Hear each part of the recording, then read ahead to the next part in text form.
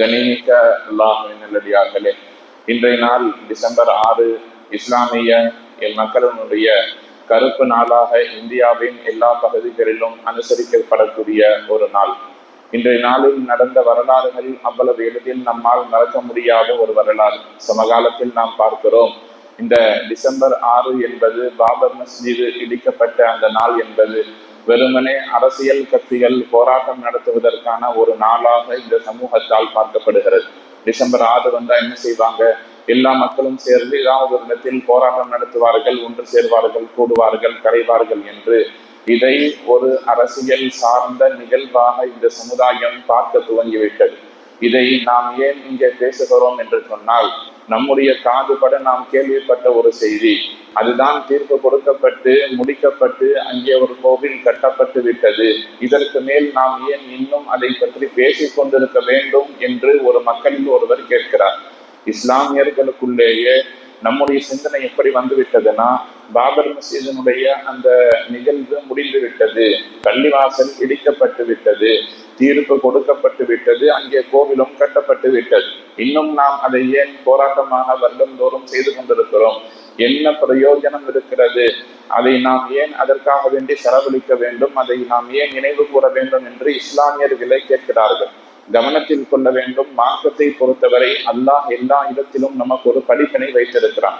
இப்ராஹிம் அலைஹிஸ்ஸலாம், இஸ்மாயில் அலைஹிஸ்ஸலாம் சேர்ந்து காபாவை கட்டினார்கள்.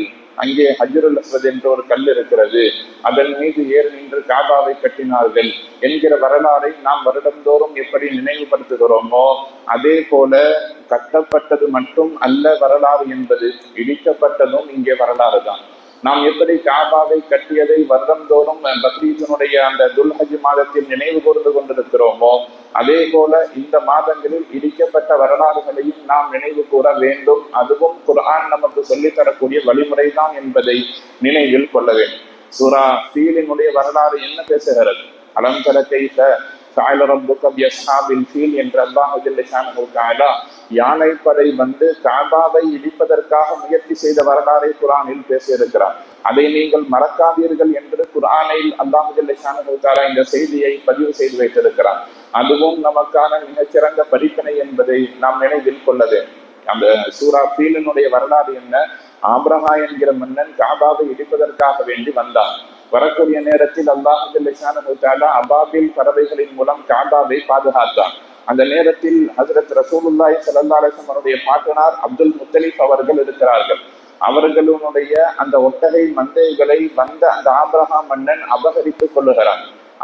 அப்துல் முத்தலிப் சென்று அந்த மன்னனிடத்தில் கேட்கிறார், என்னுடைய ஒட்டகை மந்தைகளை என்னிடத்தில் கொடுத்து விடுங்கள், என்னுடைய பொருள் எனக்கு வேண்டும்னு கேட்கிறார். அந்த மன்னர் சொல்றார், நான் உங்களுடைய ஊரில் இருக்கக்கூடிய பாரம்பரியமான காபத்துல்லாவை இடிக்க வந்திருக்கிறேன், அதை பார்க்கறத விட்டுட்டு நீங்க வந்து ஒட்டகம் வேணும்னு வந்து கேட்டு நிக்கிறீங்களே, இதை நீங்க எல்லாம் ஒரு ஊர் தலைவரா என்று கேட்ட பொழுது அப்துல் முத்தலிப் சொன்ன செய்தி வரலாறுகளில் மறக்க முடியாத ஒரு செய்தி. அப்துல் முத்தலிப் சொன்னார், இந்த ஒட்டகை மந்தை எனக்கு சொந்தமானது, இதை நான் கேட்டு வந்திருக்கிறேன். காபத்துல்லா அல்லாஹுக்கு சொந்தமானது, அதை அல்லாஹ் பார்த்துக் கொள்ளுவான், இதை நான் பார்த்துக் கொள்ளுகிறேன் என்று ஒட்டகைகளை ஓட்டி சென்றார். காபாவை அல்லாஹின் பொறுப்பில் விட்டுவிட்டு சென்றார். அபாபில் பறவையை அனுப்பினால் அல்லாஹ் காபாவை பாதுகாத்தான் என்பது வரலாறு. பள்ளிவாசல்கள் என்பது இஸ்லாமியர்களுக்கு மட்டும் பொதுவாக ஒரு புனிதமான இடம் அல்ல, மாறாக மார்க்கம் என்பது ஒவ்வொரு மதத்தவர்களுக்கும் அவரவர் புனிதமான இடங்கள் இருப்பதையும் அதை நாம் மதிக்க வேண்டும் என்பதையும் நமக்கு நினைவு கூறி சென்றிருக்கிறது.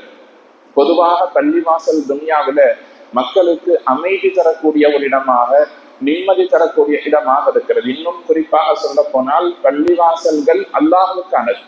அன்னல் மசாஜித லில்லாஹி, பள்ளிவாசல் என்பது அல்லாஹுக்கானது. ஃபலா ததுஉ மஅல்லாஹி அஹதா, அங்கே இருந்து கொண்டு வேறு யாரையும் நீங்கள் அழைக்காதீர்கள், வேறு யாரை பற்றியும் நினைவு கூறாதீர்கள், வேறு யாருக்கும் முக்கியத்துவம் கொடுக்காதீர்கள். பள்ளிக்குள்ள வந்தா இறைவனின் நினைவு இருக்க வேண்டும், அல்லாஹ்வின் சிந்தனை இருக்க வேண்டும், திக்ர் இருக்கணும், திலாவத் இருக்கணுமே தவிர பள்ளிக்குள் வேறு யாருக்கும் எந்த வேலையும் இல்லை என்று அல்லாஹ் குர்ஆனில் பேசியிருக்கிறார். எனவே இந்த வரலாறுகளை நாம் குழந்தைகளுக்கு எடுத்து சொல்லுவதனுடைய நோக்கம் என்ன என்று சொன்னால், இது மாதிரி இந்தியாவில் ஒரு பள்ளிவாசல் இருந்தது, அவைகள் இடிக்கப்பட்டு விட்டது, இதற்கு மேலும் இது மாதிரியான பள்ளிவாசல்களை நாம் இழக்கக்கூடாது என்று சொன்னால் பள்ளிவாசல்கள் இபாதத்தினால் உயிர்ப்போடு இருக்க வேண்டும் என்கிற வரலாறை குழந்தைகளுக்கு சொல்லித்தரும்.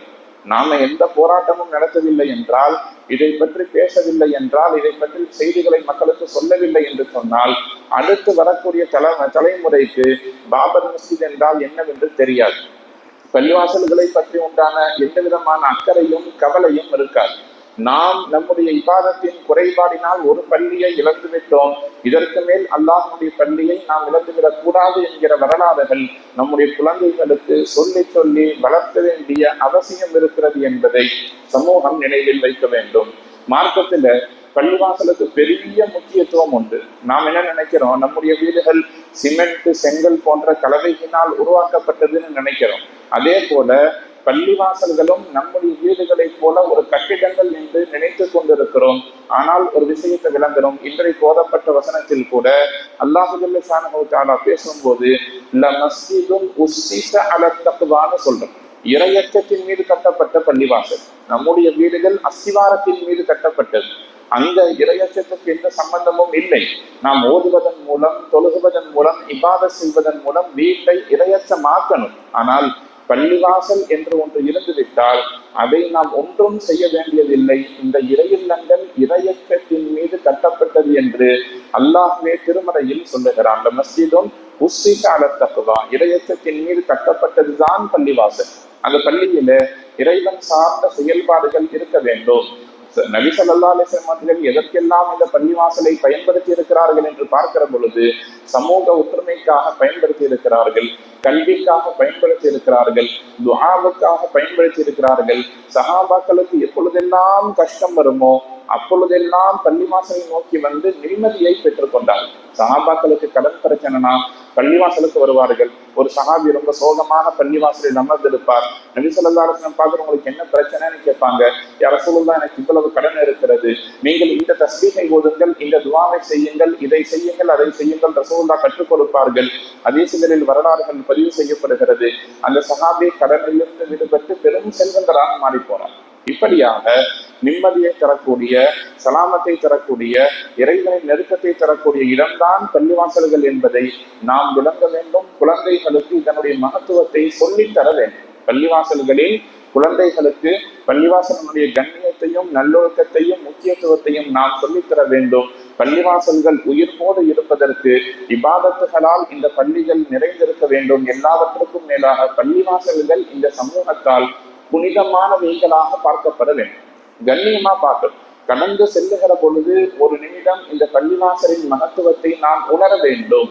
அப்படி இருந்தால்தான், நாம் இந்த பள்ளிகளை மதித்தால்தான், பள்ளியோடு தொடர்பில் இருந்தால்தான் அல்லாஹ் ஸுப்ஹானஹு வ தஆலா இந்த பாக்கியமான இடங்களை நம்முடைய பயன்பாட்டுக்கு தந்து வைத்திருப்பானே தவிர, நாம் பள்ளிவாசல்களை விட்டு தூரமாகிற பொழுது, பள்ளியை குழப்பம் செய்யக்கூடிய இடமாக மாற்றுகிற பொழுது, பள்ளிவாசலில் இருந்து பிற மக்களை பற்றி ஏசுகிற பொழுது, குறைபாடுகளை பேசுகிற பொழுது அல்லாஹ் நம்மை விட்டு பள்ளியை தூரப்படுத்தி விடுவான். இது மாதிரி இன்னும் நிறைய பாபர் மஸ்ஜிதுகள் உருவாகாமல் இருக்கணும்னு சொன்னா நாம் பள்ளியை மதிக்க வேண்டும், பள்ளியை பயன்படுத்த வேண்டும். அல்லாஹ் ஜல்ல ஷானஹு வ தஆலா தௌஃபீக் செய்வானாக. வாஹிரு தஅவானா அனில் ஹம்துலில்லாஹி ரப்பில் ஆலமீன்.